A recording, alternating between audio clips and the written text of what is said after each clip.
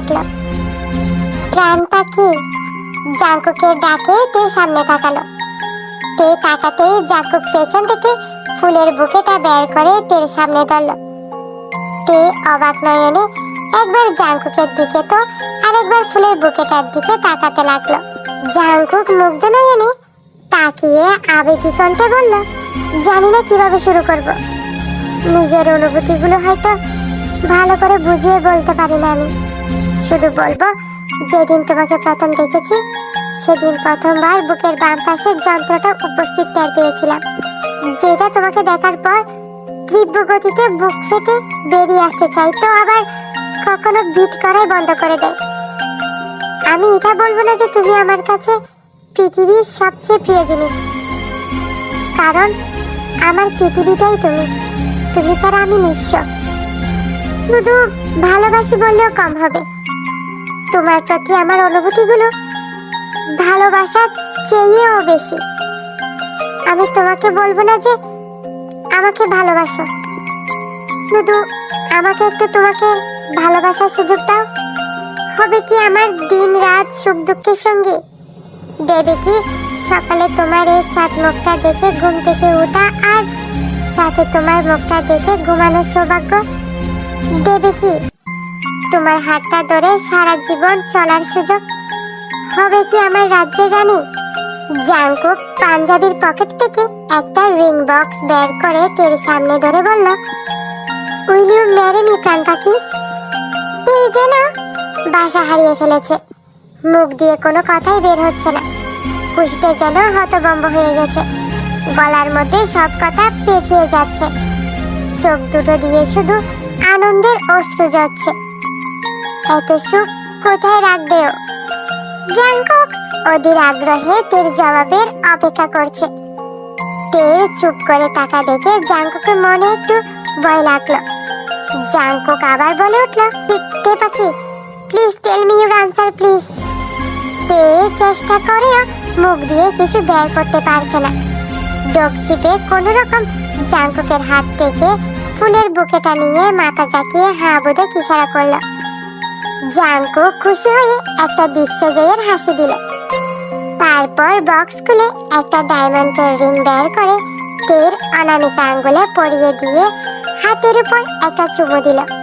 তারপর মুখটা এগিয়ে তের কপালে একটা চুমু দিয়ে দুই হাত শক্ত করে তেকে বুকে জড়িয়ে ধরল। তেও জাঙ্কুককে জড়িয়ে ধরে কেঁদে দিল। জাঙ্কুকও তেকে আরো শক্ত করে বুকের মাঝে আটকে ধরে তের ঘাড়ে চুমু দিল।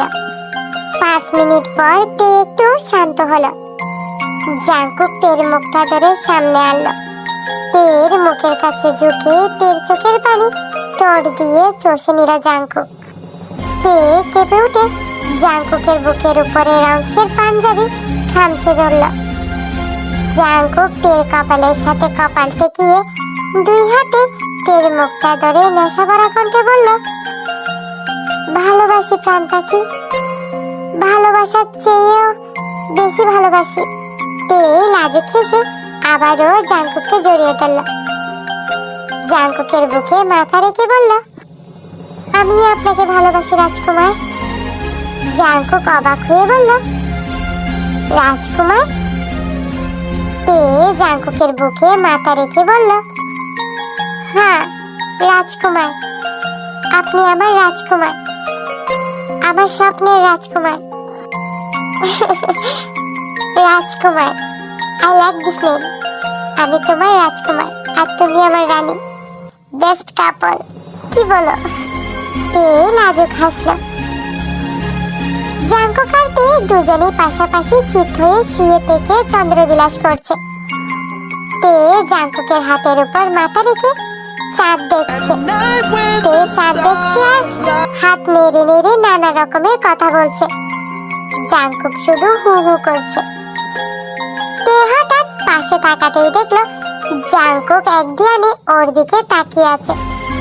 তে বলল, আপনি চাঁদ না দেখে এদিকে তাকিয়ে আছেন কেন? আকাশে দেখেন কত সুন্দর চাঁদ। জাঙ্কুক বলল, কে বললো আমি চাঁদ দেখছি না? আমি তো সেই কখন থেকে চাঁদ দেখছি। তে ভ্রু কুঁচকে বলল, আকাশে। আপনি এদিকে তাকিয়ে কিভাবে চাঁদ দেখছেন? জাংকুক মুচকি হেসে বলল, আকাশে যেটা আছে সেটা তোমার চাঁদ, আর আমার চাঁদ এখানে আমার পাশেই আছে। আর আমার চাঁদ ওই চাঁদের চেয়ে অনেক বেশি সুন্দর। লজ্জায় লাল হয়ে গেল। আমতা আমতা করে বলল, আপনি একটু বেশি বলছেন। এতটাও সুন্দর না আমি, যতটা আপনি বলছেন। জাংকুক তের উপর ঝুঁকে আধশোয়া হয়ে ডান হাতটা তের গালে রেখে বলল, একদম বেশি বলছি না, বরং যত বলি ততই কম হবে। তোমার রূপের বর্ণনা দিয়ে আমি কখনো শেষ করতে পারবো না। তুমি জানো, তোমার সবকিছু ইন্ডিভিজুয়ালি খুব সুন্দর। জাংকুক তের চুলে হাত বুলিয়ে বলল, তোমার এই ঘন কালো লম্বা কেশ, তোমার এই চুল যদি মেঘ দেখে তাহলে সারা বছর বৃষ্টি জড়াবে।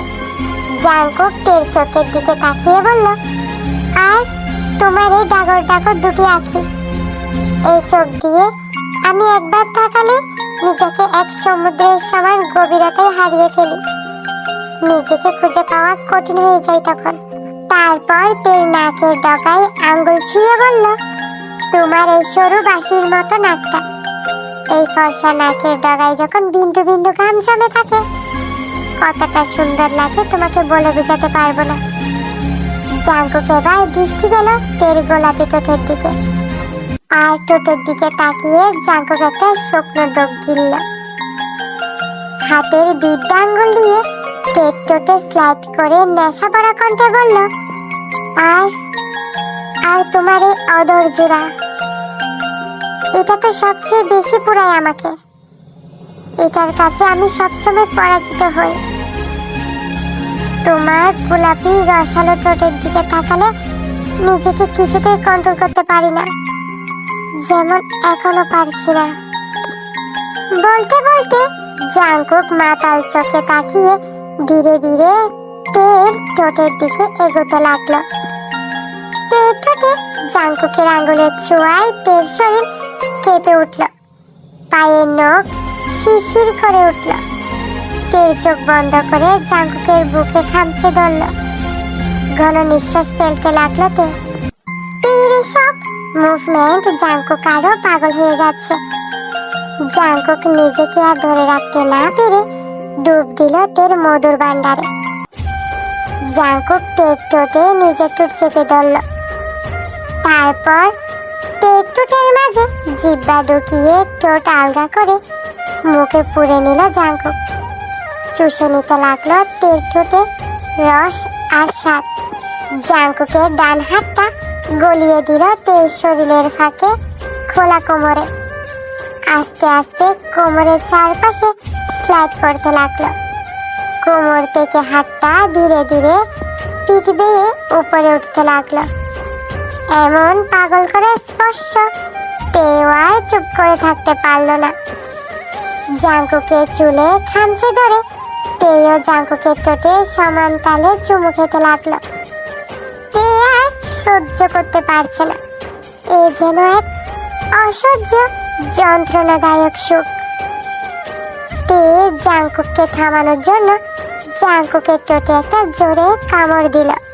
সাথে সাথে জাংকুক থেমে গিয়ে তের ঠোঁট ছেড়ে দিল। জাংকুক তের পিঠে থাকা হাতটা নিজের ঠোঁটে নিয়ে বলল, এভাবে কেউ কামড় দেয়? একদম মাংস তুলে ফেলেছ। তে লজ্জায় জাংকুকের বুকে মুখ গুজে কাঁপা কাঁপা কণ্ঠে বলল, আপনিই তো বলেছেন আপনি আউট অফ কন্ট্রোল হয়ে গেলে আপনাকে থামিয়ে দিতে, তাই বলে এভাবে?